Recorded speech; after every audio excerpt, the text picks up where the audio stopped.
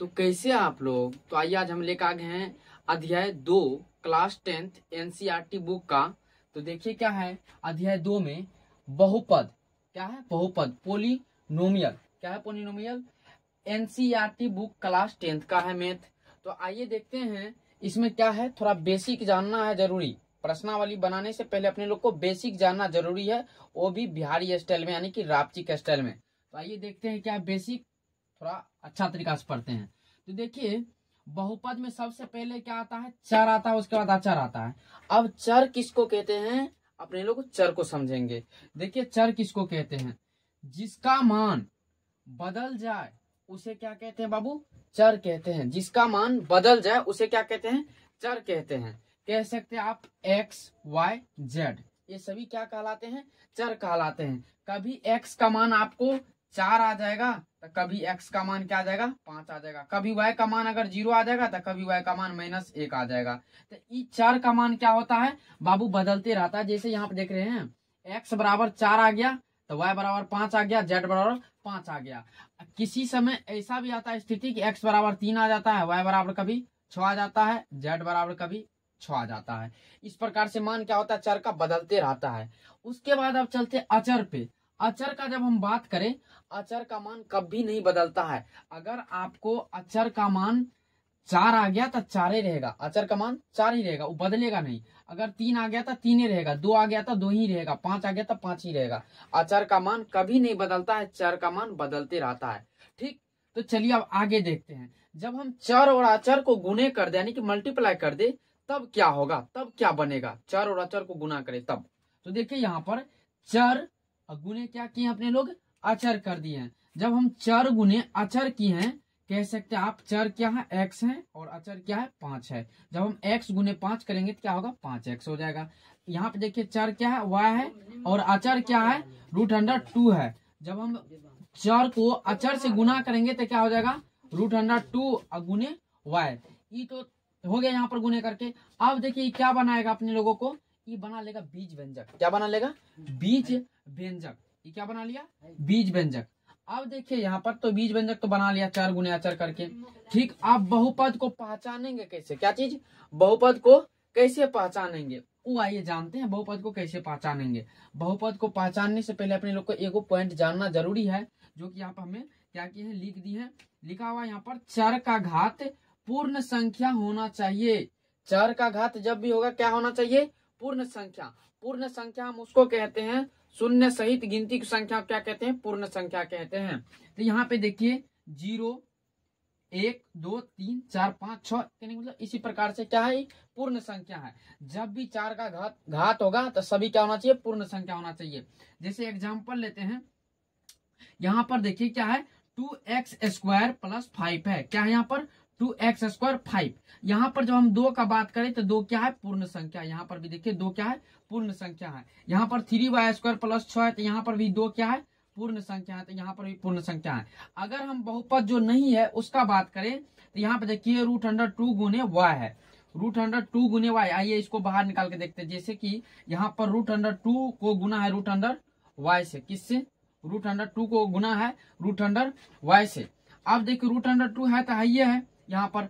अब देखिए यहाँ से जब रूट हटेगा तो इस पे पावर क्या हो जाएगा? 1/2 हो जाएगा। क्या हो जाएगा? 1/2। हम बताए हैं जब भी चर का घात होना चाहिए, प्रत्येक चर का घात होना चाहिए तो क्या होना चाहिए? पूर्ण संख्या होना चाहिए। यहाँ पर तो बटे में आ गया, ये क्या होगा? बहुपद नहीं होगा। उसी प्रकार यहाँ पर देखिए क्या है? √3 गुने √y। यहाँ पर जो आप देख रहे हैं ये √3y, ये दोनों पे रूट है।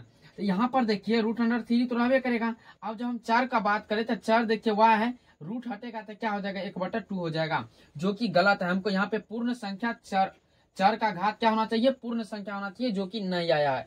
बच्चों हमको आशा है कि आप लोग समझ रहे होंगे। तो देखते रहिए आगे में। ये दोनों क्या आपस में बहुपद नहीं है, क्योंकि चर के घात पूर्ण संख्या नहीं है। ये दोनों का घात जो है चर का घात जो है पूर्ण संख्या। ये दोनों बहुपद का जो है चर का घात क्या है? पूर्ण संख्या। इसका नहीं है, इसलिए बहुपद नहीं है। चलिए अब जानते हैं अपने लोग एक और एग्जांपल लेके। जैसे यहाँ पे देखिए 3y² + √y + 5 है। यहाँ पर देखिए यहाँ पर तो चर का घात पूर्ण है। ये जो यहाँ पे स्क्वायर देख रहे हैं यहाँ पर तो पूर्ण है, दो क्या है, पूर्ण संख्या यहाँ पर देख सकते हैं। बट यहाँ पर रूट अंडर वाई जो है, ई रूट अंडर वाई को जब हम हटाएंगे तो क्या हो जाएगा, वाई का 1/2। बट यहाँ पर देखिए क्या आ गया है, पूर्ण संख्या नहीं है, क्या आ गया, भिन्न के रूप में आ गया, 1/2 आ गया। तो कहने का मतलब प्रत्येक चर का घात क्या होना चाहिए, पूर्ण संख्या होना चाहिए प्रत्येक घात का। तो यहाँ पर जो है नहीं आया, तो इसलिए बहुपद नहीं है। इस चर का घात पूर्ण संख्या नहीं आया, तो इसलिए क्या है, बहुपद नहीं है। चलिए आगे की ओर बढ़ते हैं अपने लोग। देखिए अब एक पदी बहुपद, कौन सा बहुपद, एक पदी, जो एक पद में रहेगा, उसको हम एक पदी बहुपद कहेंगे, या आप उसको कह सकते हैं रेखिक बहुपद। कौन सा बहुपद, रेखिक बहुपद। जिस प्रकार यहाँ पर 7 है, ये कौन सा बहुपद है, एक पदी, एक पद में ही खत्म हो गया, तो क्या हो गया, ये एक पदी बहुपद। इसको आप कह सकते हैं रेखिक बहुपद भी। कौन सा बहुपद कहिएगा, रेखिक बहुपद भी। आप इसको एक घातीय बहुपद भी कह सकते हैं। ठीक, यहाँ पर देखिए कई गो पद है, एगो तो पद यहाँ पर है 7x² + 5 है। ठीक, एगो पद ई हुआ, दूसरा पद 5 हुआ, इसलिए इसका नाम क्या पड़ गया, दो पदी बहुपद। कौन सा बहुपद बच्चों, दो पदी बहुपद। तो इस पे देखिए घात कितना है, अधिकतम घात कितना है, 2 है, तो इसलिए इसका नाम क्या पड़ गया, द्विघाती बहुपद। क्या पड़ गया इसका नाम, द्विघाती बहुपद। अधिकतम घात देखना बच्चों, अधिकतम घात कितना है वही हो जाएगा। फिर देखिए 3 पदी बहुपद, इसमें देखिए कई गो टर्म्स है।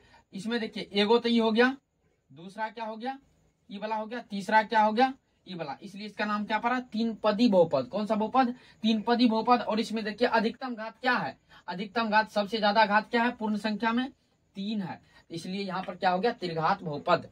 तो आशा करते कि आप लोग समझ गए होंगे। नहीं समझे तो एक बार वीडियो को पीछे स्किप करके देख लीजिएगा, अच्छे से समझ जाइएगा। बहुत ही अच्छा तरीका से हम समझाए हैं। तो लेते हैं प्रश्नावली 2.1 अपने लोग स्टार्ट करते हैं प्रश्नावली 2.1 को। चलिए आइए क्वेश्चन लेते हैं। तो देखिए प्रश्नावली 2.1 का क्वेश्चन आ चुका है। क्वेश्चन नंबर जो है 1 का, देखिए क्या कहता है, बहुत इजी है क्वेश्चन। देखिए यहाँ पर कह रहा है किसी बहुपद px के लिए y = px का ग्राफ नीचे दिए गए आकृति 2.1 में दिया है। प्रत्येक स्थिति में px के शून्यकों की संख्या ज्ञात कीजिए। इसमें आपको कुछ नहीं करना है, कह रहा है कि x अक्ष वाला जो है ना रेखा को, तीसरा रेखा कई बार काटा है, तीसरा जो रेखा है वो कई बार काटा है, x अक्ष वाला यानी कि px वाला को कितना बार काटा है, बस। इसमें देखिए आप लोग यहाँ पर देखिए ई वाला y वाला है, ई क्या है, y अक्ष वाला है, ई क्या है, x अक्ष वाला है। x अक्ष वाला को देखे तो कहीं नहीं काटा है तीसरी रेखा, तो यहाँ पर क्या हो जाएगा, 0 हो जाएगा। इसका आंसर क्या हो जाएगा बाबू, 0। पहला का आंसर क्या हो जाएगा, 0। ठीक, दूसरा को देखिए यहाँ पर, यहाँ से देखिए ई है y वाला, तो y वाला को यहाँ पर एक बार काटा, हमको तो x वाला को ढूंढना है। x वाला को देखिए कई बार काटा, x वाला को इस बिंदु पर काटा एक बार, तो क्या हो जाएगा, इसका आंसर 1 हो जाएगा। आंसर 2 का क्या हो जाएगा, 1 आंसर हो जाएगा। ठीक, एक ही बार जगह एक ही बिंदु पर काटा है, तो y वाला, हमको y वाला का तो काम है नहीं, बस हमको क्या है, x वाला काम है। x वाला पे एक ही बार काटा है तीसरी रेखा। ठीक, तो 1 आंसर हो गया। यहाँ पर देखिए x अक्ष पे 3 नंबर का क्वेश्चन है। एक तो यहाँ काटा है, एक तो यहाँ काटा 2, यहाँ पर क्या काटा है, 3। कई बार काट दिया है, 3 बार काट दिया था। 3 नंबर का क्या हो गया, 3 आंसर हो गया। क्या हो गया, 3 आंसर हो गया। y बड़ा, फिर यहाँ पर देखिए यहाँ पर कई बार काटा है, यहाँ पर देखिए 2 जगह काटा, एक तो इस जगह काटा है एक बार, फिर इस जगह काटा है, तो इसका आंसर क्या हो जाएगा, 2 हो जाएगा। बहुत ईजी है दोस्तों, आप लोग भी बना सकते हैं। यहाँ पर देखिए कई बार काटा x अक्ष पे, यहाँ पर 1 2 3 4, 4 का क्या हो जाएगा, 4 आंसर हो जाएगा। 4 का क्या हो जाएगा, 4 आंसर हो जाएगा, बस नॉर्मली है। यहाँ पर देखिए 1, यहाँ पर 2 और 3, 6 का क्या हो जाएगा, 3 आंसर हो जाएगा, बस हो गया। तो मिलते हैं अगले वीडियो में, तब तक के लिए बाय, जय हिंद जय भारत। हमको आशा है कि आप लोग समझ गए होंगे। तो अगर चैनल को सब्सक्राइब नहीं किया तो चैनल को सब्सक्राइब कर लीजिए, लाइक कीजिए, दोस्तों में अधिक से अधिक शेयर कीजिए। मिलते हैं अगले वीडियो में, तब तक के लिए बाय।